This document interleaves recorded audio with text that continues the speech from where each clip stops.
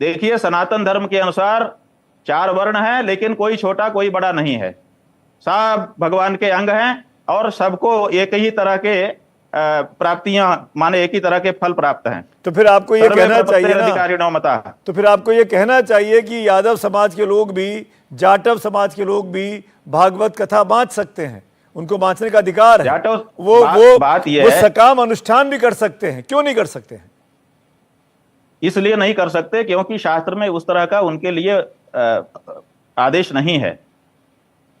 आप जब हमारे अनुसार करेंगे तो हमारे अनुसार उनके लिए व्यवस्था बताई गई है। ये व्यवस्था नहीं है कि कोई भी कुछ भी पकड़ के करने लग जाए, उसके लिए संस्कारों की आवश्यकता होती है। तब फिर आप तो ये कि बाबा साहब अंबेडकर के संविधान को चुनौती दे रहे हैं, जिन्होंने सबको बराबर बताया।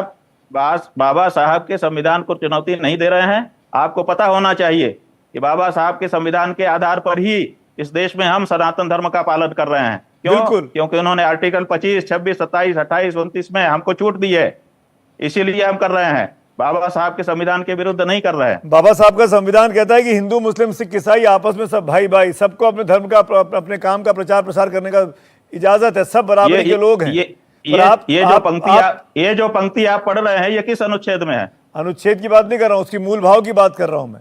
नहीं, आप बताइए किस पंक्ति, मूल भाव की बात कर रहा हूँ, मूल भाव की बात कर रहा हूँ। कहीं संविधान में नहीं लिखा कि, कहीं संविधान में नहीं लिखा कि ब्राह्मण सर्वोपरि है। आपको बता रहे हैं, हमारे सनातन धर्म का भी मूल भाव सब बराबर का है। तो फिर आप बराबरी की बात करिए ना। मैं यही तो एक आप ही शंकराचार्य हैं जो इस मुद्दे पे लगातार बात कर रहे हैं, और मैं चाहता हूं, सुनिए जी, बोलिए। आप ये कह रहे हैं कि हमारा संविधान समानता की बात कर रहा है और आपका धर्म समानता की बात नहीं कर रहा है। आप बताइए, आपने देश में 2 वर्ग बना दिए हैं, एक सामान्य वर्ग और एक आरक्षित वर्ग। ये समानता है? बताइए। आरक्षित वर्ग इसलिए बनाया बाबा साहब अम्बेडकर के संविधान में, जो पिछड़ा समाज है उसको बराबरी पर लाया जा सके। तो आप ये कह रहे हैं आरक्षण समाप्त कर दिया जाए? लाने का ये तरीका है कि आप बांट तो दो, वर्ग में बांट दो। तो कैसे बराबरी पर लाएंगे?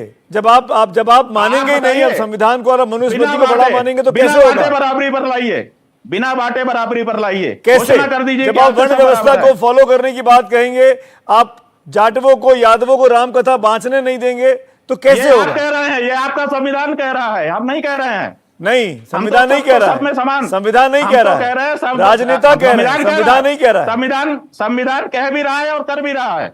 संविधान नहीं कह रहा है, संविधान बराबरी पर लाने का प्रयास कर रहा है, और संविधान अपेक्षा करता है आप जैसे नेताओं, आप जैसे धर्मगुरुओं से। रखा है संविधान ने देश को 2 टुकड़े में बांट करके रखा है, एक आरक्षित वर्ग, एक अनारक्षित वर्ग। तो आप क्या कह रहे हैं? संविधान बेकार है? आप ये कह रहे हैं बाबा साहब अम्बेडकर का संविधान बेकार है? आप ये कह रहे हैं 75 साल के बाद? बंटवारा किया है, हम ये नहीं कह रहे हैं। हम ये कह रहे हैं कि संविधान ने बांट के रखा है समाज को, तो ये संविधान ने बांट के रखा है।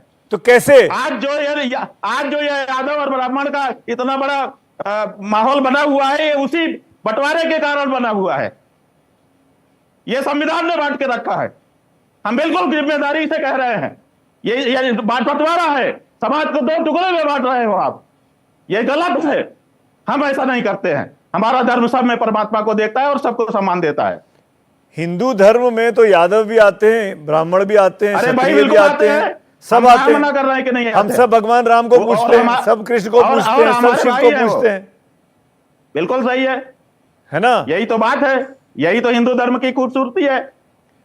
तो उसका उपाय क्या है? आप कह रहे संविधान बांटता है, ये उपाय ये है कि आप ये संविधान में जो बंटवारा देश में कर दिया गया है, इसको खत्म करिए। देखिए सब इकट्ठा हो जाएंगे। तो आप कह रहे हैं आरक्षण व्यवस्था को खत्म कर दें? बिल्कुल, क्योंकि आरएसएस की भाषा है, टुकड़ा हो रहा है। ये तो आरएसएस की भाषा है। ये जो इटावा का प्रकरण हो रहा है, इसके पीछे संविधान का यही कर्तव्य है, जिसके कारण ये इतना बड़ा मामला बन रहा है। आपने जो बोला, और यादव की बात नहीं है, इसमें आरक्षित और अनारक्षित वर्ग की बात है। आप जो बोल रहे हैं वही तो संघ के लोग बोलते हैं, जिसके कारण ये 2 टुकड़े हो रहा है देश।